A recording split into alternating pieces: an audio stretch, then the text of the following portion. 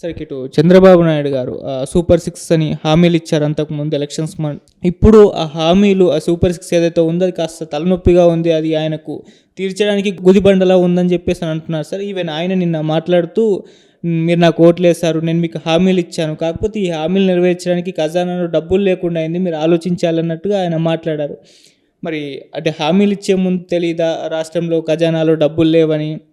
మీరే అన్నారు కదా, జగన్మోహన్ రెడ్డి గారు రాష్ట్రాన్ని సర్వనాశనం చేశారు, ఖజానా ఖాళీ చేశారు, రాష్ట్రాన్ని అప్పులపాలు చేశారన్నారు. మరి హామీలు ఇచ్చినప్పుడు అవి ఎలా నెరవేర్చుతారో ఆ మాత్రం తెలియకుండా ఎలా ఇచ్చారని చెప్పేసి చాలామంది క్వశ్చన్స్ అయితే రైజ్ చేస్తున్నారు సార్. మరి సూపర్ సిక్స్ హామీలు అమలు అవుతాయా కావన్న క్వశ్చన్స్ కూడా అవుతున్నాయి, మీరేం చెప్తారు? ఇప్పుడు ప్రభుత్వం వచ్చి ఒక మాసము అవుతుంది. ఆయన 14 సంవత్సరాలు ముఖ్యమంత్రిగా ఉన్నారు. ఎన్నో బడ్జెట్లు చూశారు. రాష్ట్రంలో రెవెన్యూ ఎంత వస్తుందో తెలిసే ఉంటుంది అనుకుంటా బహుశా. ఈ మేనిఫెస్టోలు రాసేటప్పుడు ఏం చేస్తారంటే ఓట్లను దృష్టిలో పెట్టుకొని మేనిఫెస్టోలు రాస్తుంటారు రాసేవాళ్ళు. సబ్ కమిటీలు ఏదో వేసింటారు, ఏ స్కీములు అమలు చేస్తే, ఏ స్కీములు చెప్తే ఓట్లు ప్రజలు ఆకర్షితులు అవుతారు, ప్రభుత్వాన్ని అధికారంలోకి తెస్తారని ఆలోచన చేసి హామీలు రాస్తుంటారు. సరే, దాని మీద చర్చలు కూడా జరుగుతుంటాయి. ఈ రెవెన్యూ అనేది చాలామందికి తెలిసిండదు. ఆయనకైతే బహుశా తెలిసింటుందిలేండి, ముఖ్యమంత్రిగా 14 సంవత్సరాలు ఉన్నారు కాబట్టి ఆయన దగ్గర ఆయనకు తెలుసుకునే అవకాశం ఉంది, రెవెన్యూ ఎంత ఉంటుంది ఏమిటి అనేది. రెవెన్యూ చూసుకొని హామీలు ఎవరు చెప్పడం లేదు. ఇప్పుడు ఓట్లు చూసుకొని హామీలు చెప్తున్నారు. రెవెన్యూ చాలకొస్తుంది కాబట్టి హామీలు నెరవేర్చకపోతే చెడ్డ పేరు అయితే వస్తుంది, ఇంకా ఇంతకంటే చెడ్డ పేరు వస్తుంది. హామీలు నెరవేర్స్తే ఓట్లు వస్తాయా అంటే అది కూడా సహజంగా అనుమానాస్పదంగానే ఉంది. ఎందుకు అంటున్నాను అని అంటే, గతాన్ని అనుభవాలను దృష్టిలో తీసుకున్నప్పుడు చంద్రబాబు నాయుడు గారే కోటి వరాలన్నీ ఇచ్చారు. కోటి వరాలని ఇచ్చి నాకు 4 కోటి కుటుంబాలు ఓట్లు వేస్తే 4 కోట్లు ఓట్లు వస్తాయి, తప్పకుండా అధికారంలోకి వస్తాను అనుకున్నారు. అప్పుడు ఆయన 50 సీట్లకే పరిమితమయ్యారు. మళ్ళీ అటు తర్వాత రాష్ట్ర విభజన జరిగిన తర్వాత కూడా అధికారంలోకి వచ్చినప్పుడు పసుపు కుంకుమ అని 15,000 రూపాయలు ఎంతో కుటుంబానికి ఏదో ఇచ్చారు ఎన్నికల ముందు. అప్పుడు ఓడిపోయారు.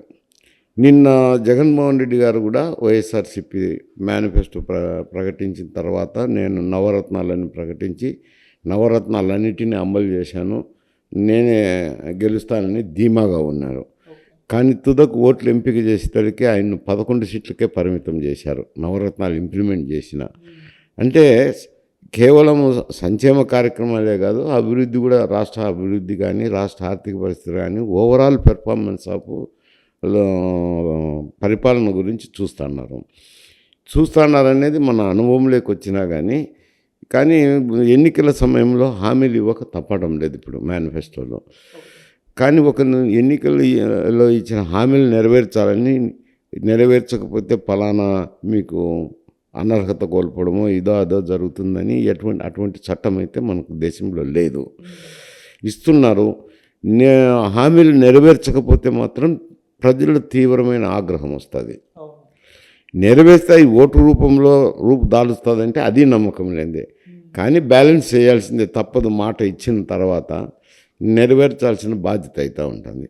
తర్వాత ఓటు వేసేది వారి అభిప్రాయం మేరకు, వాళ్ళ ఇష్టం మేరకు, వారి దయాదాక్షిణ్యాల మీద ఆధారపడి ఉంటుంది, ప్రజల దయాదాక్షిణ్యాల మీద. అయితే నెరవేర్చేదైతే నెరవేర్చాల్సింది ఉంటుంది. ఏదో ఒక విధంగా అప్పులు చేసాం, ఇంకొక రకంగానో ఇప్పుడు ఆయన ఇచ్చిన హామీలు అయితే నెరవేర్చక తప్పదు. ఈ విషయంలో ఏమవుతాయంటే కొన్ని షరతులు ఎప్పుడూ వస్తూ ఉంటాయి. అప్పర్ క్లాసు, మిడిల్ క్లాస్ అనో, లేకుంటే ఇన్కమ్ ట్యాక్స్ అనో, రకరకాలు వస్తుంటాయి. ఇప్పుడు ఇక్కడ కూడా రుణమాఫీ సమయంలో కొన్ని ఇబ్బందులు ఎదురై కొంతమంది రైతులు అధికార యంత్రాంగం చుట్టూ తిరుగుతున్నారు కదా. తెలంగాణలో కూడా అమలు చేశారు, 1,00,000 రూపాయలది అమలు చేశారు, 1,50,000 అమలు చేశారు, 2 లక్షలు 2 విడతలుగా చేస్తామంటున్నారు.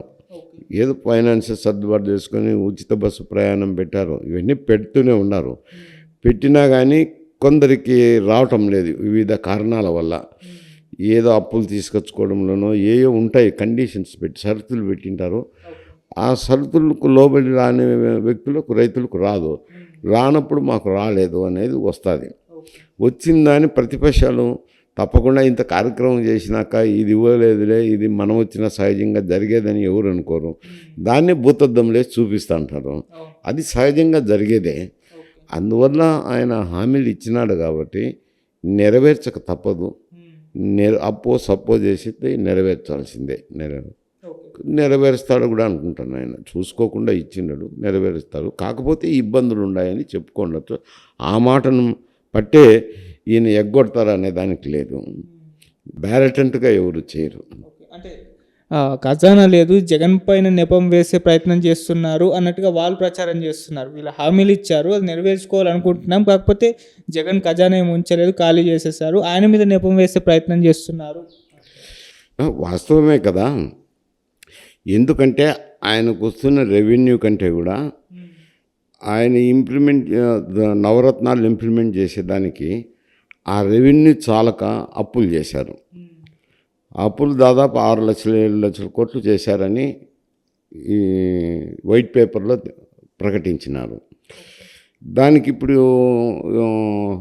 ఇంట్రెస్ట్ అయితేనేం కంత అయితేనేం కడతారు. అవే దాదాపు 50,000 60,000 కోట్లు వస్తాయి. వచ్చినప్పుడు వాళ్ళకు వస్తున్న 1,40,000 1,30,000 కోట్ల రెవెన్యూలో 40,000-50,000 కోట్లు కంతులకే పోతే మిగిలింది జీతభత్యాలు పోవాలా. అన్నీ పోగా సంక్షేమ కార్యక్రమాలు మళ్ళీ అభివృద్ధి కార్యక్రమాలకు డబ్బులు కావాలంటే కొద్ది తగ్గుతుంది. అందువల్ల కొంచెం అడ్జస్ట్ చేయడం కష్టమే. మామూలుగా 2 గజాలు 3 గజాలు బట్ట ఇచ్చి షర్టు గుట్లంటే కనుక వాడు కాలర్ ఒక రకంగా పెట్టి ప్యాకెట్ ఒక రకంగా పెట్టి ఫుల్ షర్ట్ కుట్టుకి ఇవ్వగలడు దర్జీ. ఆయన గజం బట్టిచ్చి నాకు ఫుల్ షర్ట్ ఉండాలని అంటే కష్టమే అవుతుంది కదా. అట్నే రెవెన్యూ బట్టి ఇక్కడ పథకాలు కూడా అమలు చేయాల్సింది వస్తుంది. కాకపోతే ఆయనకు కూడా 14 సంవత్సరాల ఎక్స్పీరియన్స్ ఉంది కాబట్టి ఏదో ఒక విధంగా అప్పులు చేసి కొంచెం కేంద్ర ప్రభుత్వంతో స్కీములు తెచ్చుకోవడము, గ్రాంటీన్ ఎయిడ్ కొంత ఎక్స్ట్రా తెచ్చుకొని ఏదో ఒకటి అడ్జస్ట్ చేసుకొని చేయాల్సింది ఉంటుంది. హామీలో నెరవేర్చకపోతే చాలా చెడ్డ పేరు వస్తుంది. సరే, ఈ హామీల అమలు విషయంలో పవన్ కళ్యాణ్ గారు కూడా బాధ్యత తీసుకోవాలి. ఎందుకంటే ఆయన అంతకుముందు ప్రచారంలో భాగంగా ఇది నాది గ్యారంటీ, చంద్రబాబు నాయుడు గారితో నేను చేయిస్తాను, నాది హామీ అని చెప్పేసి చెప్పడం చూస్తాం. ఇప్పుడు ఆయన ఒక సాధారణ మంత్రిలాగా ఆయన వర్క్ చేసుకుంటున్నారే తప్పితే ఈ హామీల విషయంలో ఆయన ఇన్వాల్వ్మెంట్ అవ్వట్లేదు. ఆయన కూడా బాధ్యత తీసుకోవాలని అంటున్నారు. మీరేం చెప్తారు సార్? అంటే ఆయన ఉప ముఖ్యమంత్రి, మామూలుగా వాళ్ళ పార్టీకి చెందిన ఉప ముఖ్యమంత్రి అయితే పెద్ద ఏదో హోదా మాత్రమే ఉంటుంది. కాకపోతే ఈయన జనసేన అనే ఒక పార్టీ పెట్టడము, ఆ పార్టీలో కొన్ని సీట్లు తక్కువే ఇచ్చారనుకోండి. తక్కువ ఇచ్చినా వైఎస్ఆర్సీపీ ఓటు చీలకుండా ఉండేదానికే నేను తక్కువ సీట్లైనా ఒప్పుకుంటున్నానని చెప్పడం అయితేనేమి, తర్వాత బీజేపీని కూడా కూటమిలో చేర్చడం అయితేనేమి, మళ్ళీ ఆయనకి ఇచ్చిన సీట్లలోనే ఒక 3 సీట్లను ఆయన త్యాగం చేయడమేమి, ఆయనకంటే ఒక ఇమేజ్ అయితే ఉంటుంది క్యాబినెట్లో. ఒక పార్టీకి అధ్యక్షుడు, ఆయన వల్ల అటు ప్రభుత్వం రాష్ట్ర ప్రభుత్వం ఏర్పడడం కానీ కేంద్రంలో ప్రభుత్వానికి కూడా 16 సీట్లు లడ్డు దొరికినట్టు దొరికా. వీటిని బట్టి అట్లా కేంద్రంలో ప్రభుత్వం అయితేనేమి ఇక్కడ ప్రభుత్వం అయితేనేమి ఆయనకు ప్రాధాన్యత ఉంది. కాకపోతే ఈ స్కీముల ఇంప్లిమెంటేషన్ అనేది ప్రకటనలు అయితేనేమి అవి ఆలోచన చేసినప్పుడు ఆయన సలహా తీసుకుంటుంటారు. ఆయన కూడా ఎట్నో ఒకటి అమలు చేయాలనే చెప్తారు కదా, వద్దని ఎవరు చెప్పరు.